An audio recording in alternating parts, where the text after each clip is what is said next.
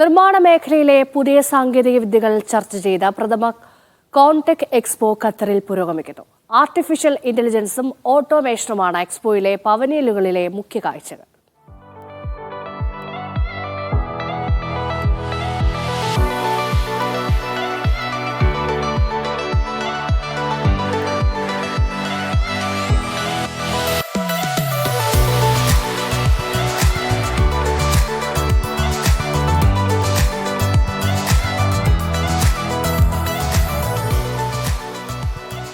ഈ ദശാബ്ദത്തിൽ നിർമ്മാണ മേഖലയിൽ വരാനിരിക്കുന്ന മാറ്റങ്ങളുടെ സൂചനകളാണ് കോൺടെക് പകരുന്നത്.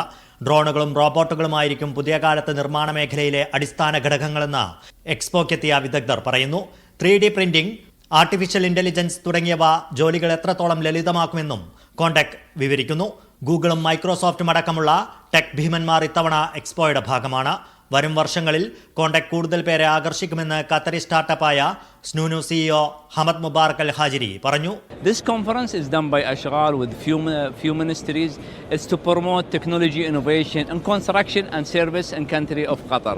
It was good opportunity for every startups in technology to come here and showcases for big client and join this conference or Web Summit Qatar 2025. This will happen every year. If you have startup idea that can solve problem in construction or service, bring it here. മലയാളികളും കോൺടെക്കിന്റെ ഭാഗമാണ്. കോഴിക്കോട്ടുകാരനായ വിദ്യാർത്ഥി Syed Zubair മാലോലിന്റെ startup ഇതിനോടകം തന്നെ ശ്രദ്ധ നേടിക്കഴിഞ്ഞു. Trash എന്ന പേരിലുള്ള startup മാലിന്യ നിർമ്മാർജ്ജന രംഗത്തെ ആർട്ടിഫിഷ്യൽ ഇന്റലിജൻസിന്റെ സാധ്യതകളാണ് പങ്കുവെക്കുന്നത്. പ്രൊജക്ടിന്റെ അന്തിമഘട്ടത്തിലാണ് സെയ്ദും സുഹൃത്തുക്കളും. എല്ലാവരുടെയും കാണുന്ന റീസൈക്ലിംഗ് ബിൻസ് ഉണ്ടാവും, പേപ്പറിന്റെ ഒരു സൈഡ് പ്ലാസ്റ്റിക്കിന്റെ.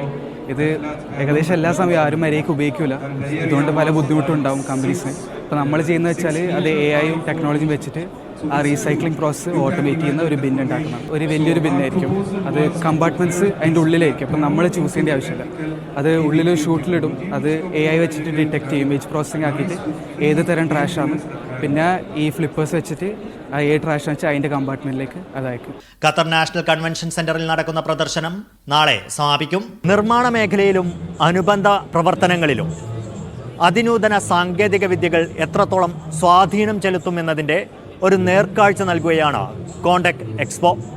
ദോഹയിൽ നിന്നും ഫൈസൽ ഹംസ, മീഡിയ 1.